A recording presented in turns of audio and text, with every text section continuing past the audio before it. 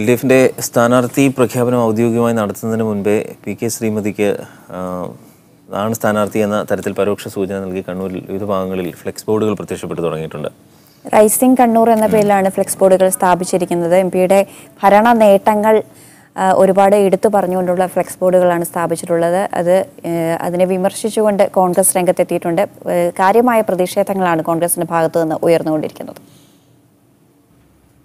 കണ്ണൂരിൽ എൽ.ഡി.എഫ് സ്ഥാനാർത്ഥിയായി പി.കെ. ശ്രീമതി തന്നെ വീണ്ടും മത്സരിച്ചേക്കുമെന്ന അഭ്യൂഹങ്ങൾ ശക്തമായിരിക്കെയാണ് മണ്ഡലത്തിന്റെ വിവിധ ഭാഗങ്ങളിൽ ഇത്തരം കൂറ്റൻ ഫ്ലെക്സ് ബോർഡുകൾ പ്രത്യക്ഷപ്പെട്ടത്.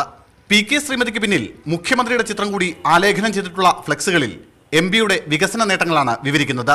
എന്നാൽ റൈസിംഗ് കണ്ണൂർ എന്ന പേരിലുള്ള ഈ ബോർഡുകൾ ആരാണ് സ്ഥാപിച്ചതെന്ന് വ്യക്തമല്ല. ബോർഡ് സ്ഥാപിച്ചത് തങ്ങളല്ലെന്നാണ് CPM-ഉം ജില്ലാ ഇൻഫർമേഷൻ വകുപ്പും പറയുന്നത്. ഇതോടെ ബോർഡിന് പിന്നിൽ ആരാണെന്ന ചോദ്യവുമായി കോൺഗ്രസ് രംഗത്തെത്തി.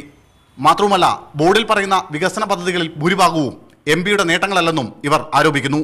ഇപ്പോൾ പിതൃത്വമില്ലാത്ത ഇത്തരമൊരു ബോർഡ് പ്രത്യക്ഷപ്പെട്ടത് ഭരണ സംവിധാനത്തിൻ്റെ ഒരു ദുരുപയോഗത്തിലൂടെയാണ് എന്നാണ് ഞങ്ങൾ സംശയിക്കുന്നത്.